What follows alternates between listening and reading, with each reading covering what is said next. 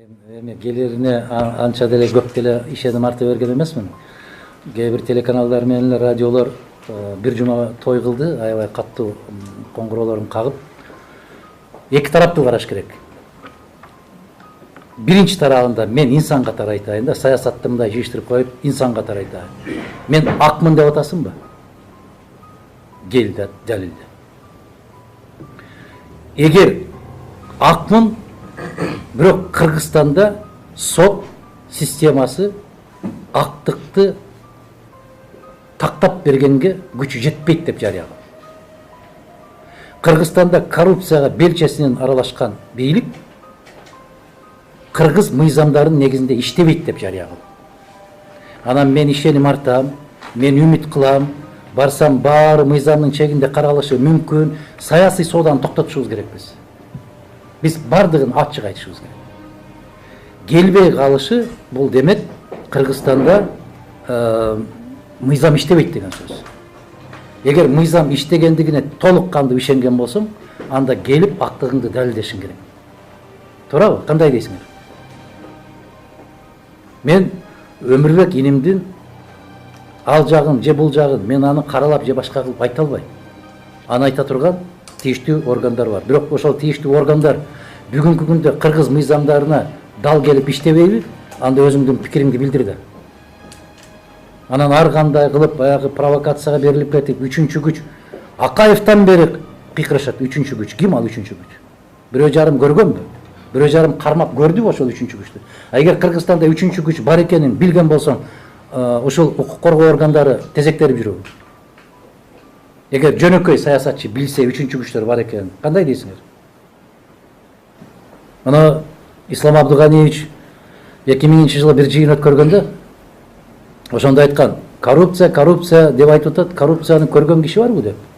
Ким аны менен барып учурашып амандашып көрдү деп.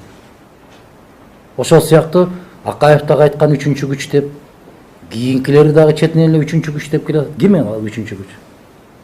Билген болсоңор айтып койгулачы. Мага аябай кызык да саясатчы катарында. Ким экен ошолор? Жөн эле биз диагнозду так айтышыбыз керек. Мен бара албайм, себеп Кыргызстанда мыйзам иштебейт. Ушинтип эле айтып коюш керек да, кесе. Анан кийинкилигине бара турган жолуна кичине бир эшик калтырып койгон саясатчылардан тажаган жокпузбу? Кандай дейсиңер?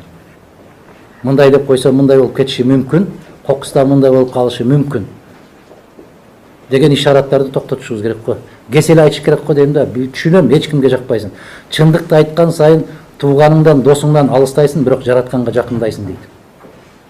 Менимче ошол тууган урук жора жолдошторду көрдүк го, шайлоо бүткөнгө чейин бир кандай, бүткөндөн кийин жора жолдошуң деле башкача экен го. Ошон үчүн жараткандан алыстабайлы, чындыктан кайтпайлы, жалгыз калган кезибизде дагы ошол чындыкты айта берген болсок, эртеби кечпи баары бир жеңет.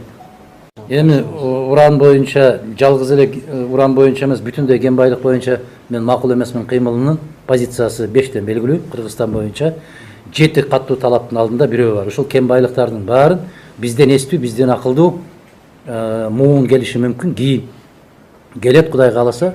Мына ошолор келгенге чейин мунсуз жашап келгенбизби? Кадамжайдын алтынысыз, Шамбисайдын алтынысыз, же болбосо Солтон Сарысыз жашап келгенбиз го. Ошол сыяктуу эле ураны жок деле жашап келгенбиз. Мына Майлуу Суу шаарында Союздун мезгилинде ошол уранды алып, ошол Союз күчтүү мезгилдеги калдыктарын аябагандай каттуу бекиткенин карабастан бир жылдар болду, аябай кооптуу болуп, ачылып кетип, анысы жанагы сайга түшүп кетип, ошол сыяктуу бул маселе оор. Мен Ысык көлдөгү чыгып аткан элдин талабына 100% кошулам. Туура маселе көтөрүшүп атат. Биринчиден, баягы комиссия түзүлдү деп айтып атканы менен бүгүн 24 KG ушундай сурамжылоо жүргүзгөн экен го. 46% сурамжылоонун натыйжасында 46% аябай каршы. Чечкиндүү түрдө каршылык билдирип атат. 25% ошону лицензия бергендерди отургузуп коюу талабын коюп атат. Демек, экөөнү кошкондо дээрлик 70% киши бүгүнкү күндө караманча каршы.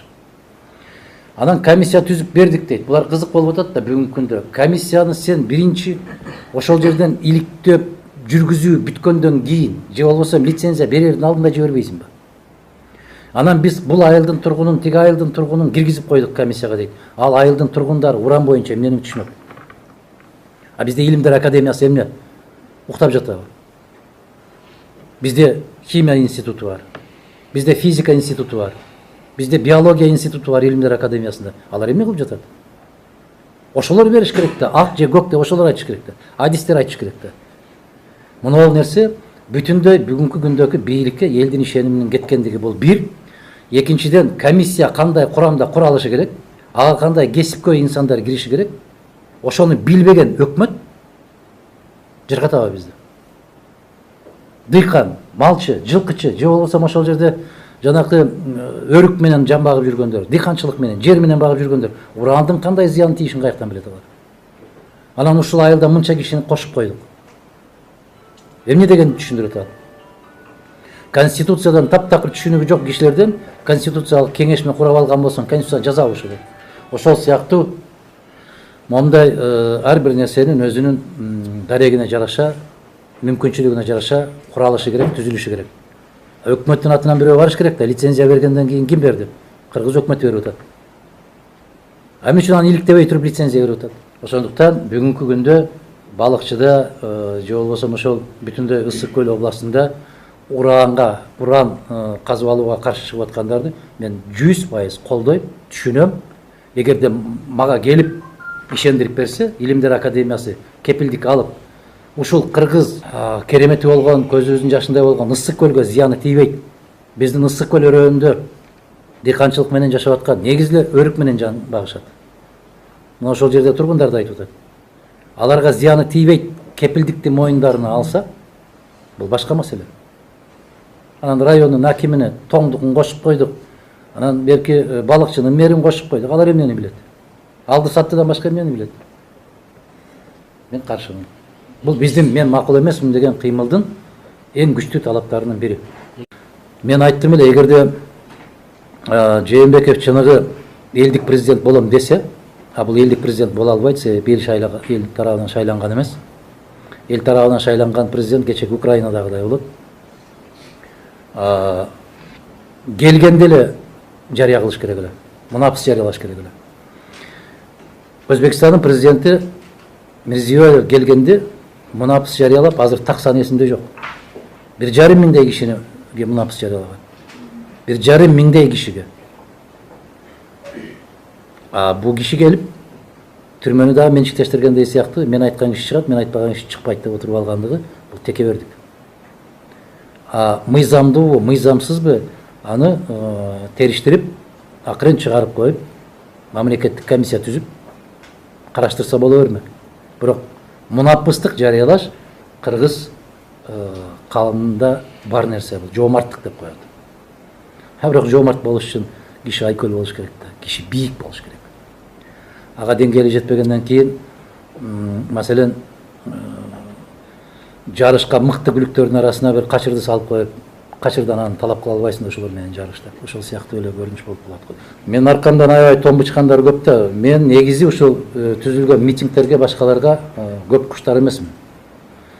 Биз жарыялайбыз, эгерде бүтүндөй улуттук жалпы мамлекеттик бир кызыкчылыктагы иш-чаралар болгон болсо, бирөөнүндөн калбайбыз. Биздин ушул бүтүн Кыргызстан партиясы болобу, мен макул эмесмин деген элдик кыймыл болобу, мамлекеттик масштабтагы маселелерди биз эч кимисин көз жаздын калтырбайбыз. Тилекке каршы кээ бир саясий партиялар ушул улуттук маселеге тийиштүү болгон жерлерге көп басып барышпайт.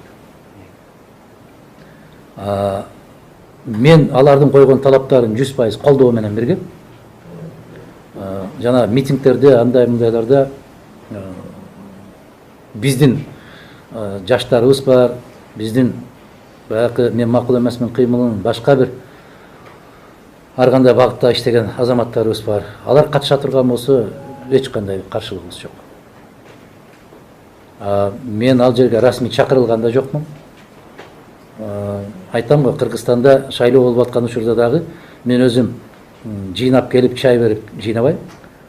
Кайсыл район айыл жыйналса, чакырса, мен ошол жерге барам деп. Ошондуктан эртеңки жыйын боюнча мен сиздерден берген маалыматыңыздарды гана алып отурам, массалык маалымат каражаттарынан баланча миң жыйнайбыз, түкүнчө миң жыйнайбыз деп эле билдирүүлөр таратып атат. Буюрса көрөбүз.